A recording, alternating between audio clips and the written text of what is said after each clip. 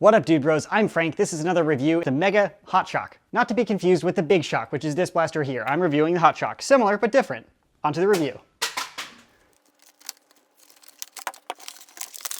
Included is the blaster and 2 Mega Darts. This blaster, as the name and the color suggest, is a Mega Blaster. It fires these big old honkers. Mega Elite, much larger, like mega-sized. Who would have thought? Blaster is super simple to operate. Front barrel up here. It only has one operational barrel, but it does have dart storage right here. So you can hold an extra dart for a quick reload. Iron sights are up top. It is kind of weird that the 2 prongs in the front and the 1 prongs in the rear. Of course, irons are going to be pretty limited on Nerf accuracy, whatever. And the material is irrelevant. Even though it's plastic, it's referred to as an iron. BT dubs. Being a spring-powered blaster, you do have to prime it back. Pulling back this orange handle is how you do that. After you prime, you pull the trigger, and it fires. Operation is smooth, the trigger pull is nice, no real comments on the operation. They've done quite a few blasters exactly like this. The blaster is pretty sleek by design, and it looks a little bit more traditional than something like this as far as like pistols go. This one's just kind of weird, but whatever. This one's a little bit more traditional, but this grip is a little bit smaller than what would be assumed in the Mega line. The thickness is pretty nice, but the length just isn't sufficient.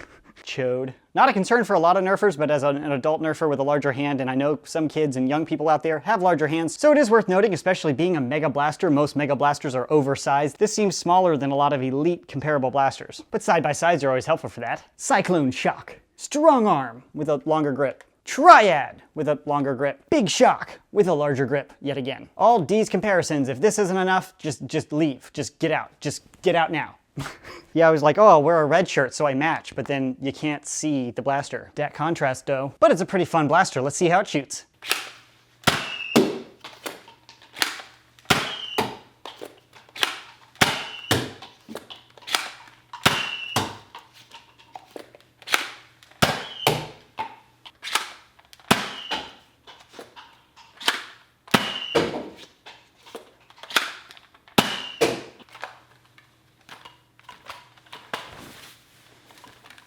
Operation is as you would expect. However, I put it up in the chronograph and I got an average of 54 feet per second, averaged over 10 Mega Darts, which is really, really low, especially for the Mega line. That's very close to the Big Shock, which is just kind of wimpy for the Mega line. Pfft. Understandable because it is a smaller platform, but worth noting. Overall conclusion, the operation is as you should expect. It's a pretty smooth to operate, comfortable, other than, you know, kind of miniature size blaster. Firing velocity is kind of underwhelming. I did notice that the barrel fit is really loose. Some of the Mega Darts seemed a little fatter than others, and when I had a tighter fit, it shot a whole lot harder, which is a basic principle of spring propulsion. So I feel like it's not even an issue with the spring and plunger system, it's just a poorly fit barrel, which is kind of a bummer. If this was shooting 70 to 80 feet per second, it would be a really solid go-to, considering its retail cost of about 10 US dollars. This would be a pretty solid Mega backup pistol if you run the Mega Blasters. Pretty fun, but hopefully I pointed out all the features, showed you how it works, and especially the chrono, so you can make an informed decision if you'd like to buy one. I purchased this locally at a Big Lots. Yeah, Big Lots has an early release.